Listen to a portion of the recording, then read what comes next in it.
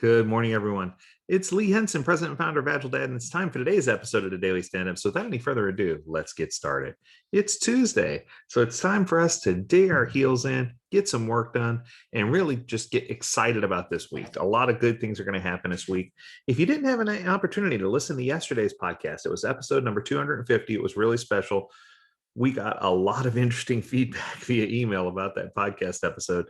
It is absolutely fun, and it was a great topic. So if you haven't had a chance, it might be one of my favorite podcast episodes I've ever done. So please go listen to that one. On a side note, I had some questions from one of the groups that I was coaching around the product owner role. And I think those questions were warranted because the way they were, well, I'm just going to cut to the chase. The questions about the product owner role were certainly warranted because it felt like the organization was getting confused between product owner, product manager, product liaison, business analyst. And I think you already see where I'm going with this.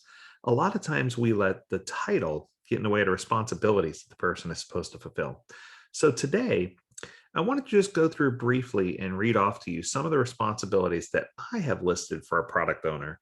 And now I'm not promising this is end all be all, nor am I trying to be completely dogmatic or say, but the book says, because you always hear me say, according to the book of who, here's what you should never do, right? I don't want you to necessarily follow a book for guidelines, but I do want to give you this well-rounded answer to what the responsibilities of a product owner are, because I think if you have coverage around those responsibilities and you've got key people involved, then I think you're going to be okay. And I think the key difference here is to understand the responsibilities, the skills, the qualities, the attributes. They're all different, right? So let's rattle through real quick. So from my certified Scrum product owner class, the product owner is the person solely responsible for implicitly understanding the wants, needs, whims, and desires of the end consumer. They do this by facilitating conversations with support about the things the consumer may be struggling the most with and with trainers about new thoughts or ideas the consumer may be thinking. They also host focus groups where they record data to discover about the current product they're working on as well as enhancements for upcoming products.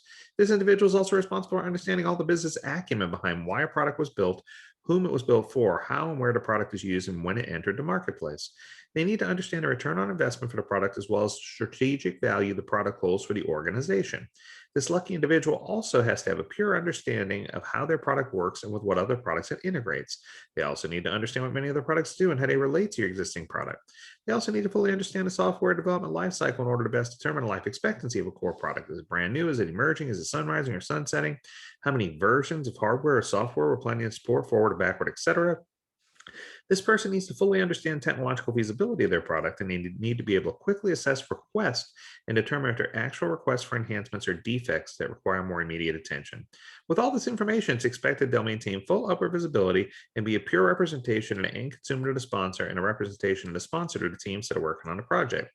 They're expected to report with 100% accuracy at risk of losing their job if at any point they're incorrect, and they're solely responsible for creation and maintenance of a stack-rank product backlog, a release plan, and a one-year roadmap. Now, if you're not building technical products, you could also say that this person's responsible for understanding not just how many versions, hardware, software, forward or backward, but this person's also responsible for understanding how we're using our current increment of the product and what the next increment of the product will be. So they have to kind of plan ahead, I guess is what it's called. Yeah. So in Agile, you do plan ahead a little. We talked about that yesterday. The product owner should have certain skills. They should be able to identify key markets and customers, create user stories, define the product, be prepared with details, establish a product vision and roadmap, set clear acceptance criteria, define, manage, and maintain the product backlog, convince customers to buy and investors to invest, drive and quantify business value, and be an ultimate communicator. This person should also have certain qualities. They should have emotional intelligence, collaborative skills, the ability to say no, empathize with customers, work to remove impediments. It's not just the Scrum Master's job. They should help as well. They need to be able to deal with conflict management, communicate difficult decisions, motivate teams, understand the product lifecycle, and really understand the 80-20 rule. That only 20% of what they build is going to be used 80% of the time. This person also needs to have presence as an attribute. They need to be there for the team when they need them, how they need them, where they need them. They need to deeply understand the voice of the consumer and study the consumer to make sure they have target personas identified. That's incredibly important. This person also needs to be respectful to the team in the process. They need to have a just ask me attitude, and they need to treat everything like it's not just another product or project on their plate. Now, I don't know about you, but that's a pretty long-winded list, right? And what I can tell you is, I skipped the part about walk on water, right? This set of responsibilities in most organizations is not characterized or covered by one person. Whether you're agile or whether you're true waterfall, one person cannot do all of those things. That's just a fact of life. So what do we need to do instead?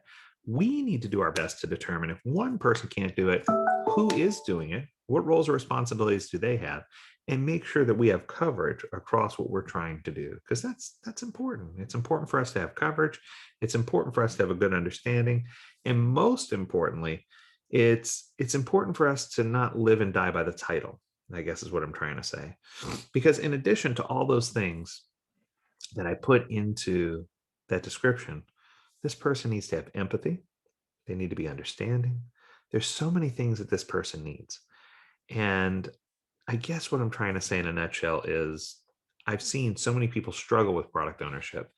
Don't be in a camp where you're struggling so much with product ownership that you misidentify or misunderstand the product owner. The product owner is there to help you be successful. They're there to fulfill responsibilities. They're there to help call out requirements. But most importantly, they're there to serve the team and to be there for the people who are building a product or service to make sure that we have coordination and good communication across everything we're trying to do. So I hope that this helps you. I hope that this brings out some value to the product owner. As always, we encourage you to visit agiledad.com where you can learn so much more about this topic and many others. We encourage you to stay healthy, stay well, and stay agile. Until next time, do take care, my friends. We'll see you soon. Bye-bye.